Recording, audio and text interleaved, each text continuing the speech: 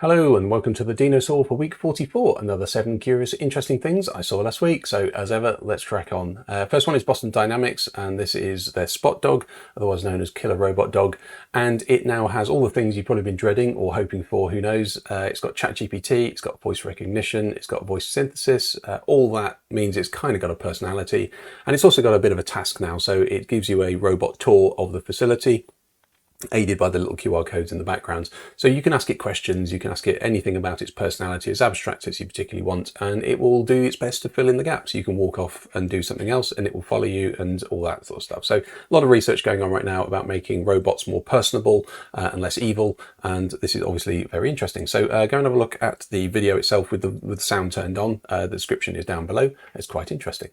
This one is about energy. I was doing some research on this and this just kind of stuck in my head. It's actually from 4 years ago. It's from Manchester University, and it uses the little flags to generate electricity. Now it does it in a really special way. It uses piezoelectric material that gives a little pulse of electricity every time it bends, but those little black panels on the outside as well are solar panels, so it can not only do wind power but it can also do solar panel at the same time.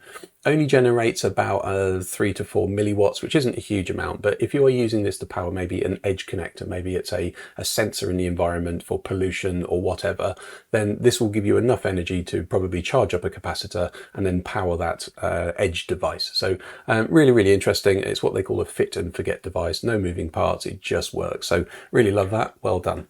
This is Nightshade. This is the kind of the next level on from a platform called Glaze. Now Glaze is a couple of years old now, and it was really a fledgling answer to the AI companies who are stealing and training all their big data models on images. So if you're an artist and you don't want that to happen on your art, and there's a lot of lawsuits about this right now, then you can then upload your image, in this case to Nightshade. And what it will do is it will take your image, it will then make it look exactly the same. So to a normal human, it will look exactly the same. But to an AI, it would actually put these what are called adversarial pixels in there. So even though it looks like a dog to us, to an AI, it will start to look like a cat. The more times you do that, the more it will look like a cat. So over time, it will almost, it'll say, right, either a car is a cow, or a handbag is a toaster, or a hat is a cake, or whatever. The more you do it, the more it can actually sort of obfuscate your style and your art as well. So the difference with Nightshade and Glaze is Nightshade is open source. So if you are a software developer and you have an image upload facility, then you can download this code and you can integrate it into your application or your platform. So that's really interesting. Depending what forum you're on, it's either a waste of time or it's the great fight back, but there you go. Quite interesting. That's Nightshade. Now, if you're interested in AR glasses and you've looked at things like the Quest Pro and or Quest 3, should I say, it's probably the cheaper version, and the Apple headset, and maybe the Amazon ones, or maybe the Meta ones with Ray-Ban, they're all, they've all got things on them, but they're basically not the ones that project into your vision and that actually look like glasses. Now, this is what the XREAL Air 2s are. It's the second generation, slightly better quality. I think it's also slightly brighter and some stuff like that, but they're also available. So they're available in the EU, £399. And I think if you want the Pro version, it's $450. So you can go along to the website, link is at the bottom and also in the description down below. And you can order those yourself. So you can watch, for instance, movies in augmented reality on a virtual screen in front of you. If you want to do that, you do actually need this little beam dongle that you plug in your streaming device and it then streams it to the headset. But other than that, they're kind of interesting. Go and have a look. They're interesting. This is actually from Sergey Galkin and got some great demos over the years. And this one is about essentially mixed reality. And what you're doing is you're scanning an object, in this case a car, and it's using Polycam to do that. Gives you a really good model.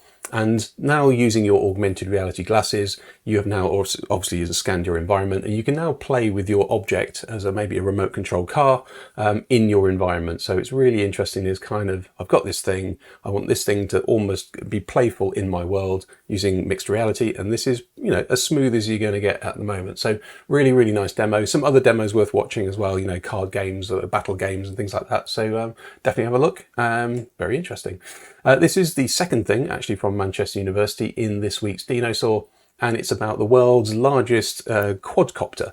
Not drone, obviously, but quadcopter. So this is 6.5 meters across. Now, importantly, it is 24.5 kilograms. That is half a kilogram underneath where essentially the aviation authorities will say you now need to register this as an aeroplane. So this is an amateur piece of kit. It's made out of polyboard, it's recyclable, it's all those good things. If you want to know how much that weighs, by the way, it's about half the weight of a bag of cement, or I've worked it out, it's about 5 cats, if you want to think about that.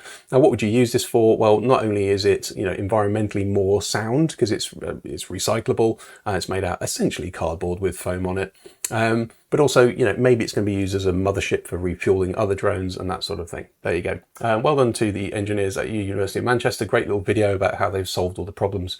I really like that. Well done.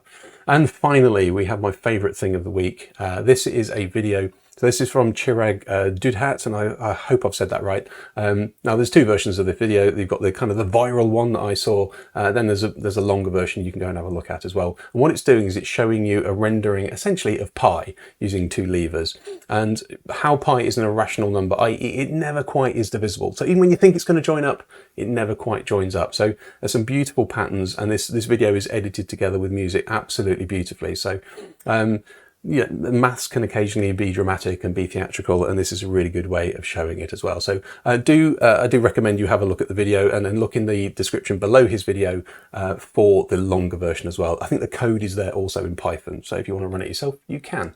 Anyway, hopefully that was interesting. Hopefully it was useful. If it was, share it with somebody, all that sort of good stuff, and I will see you next week.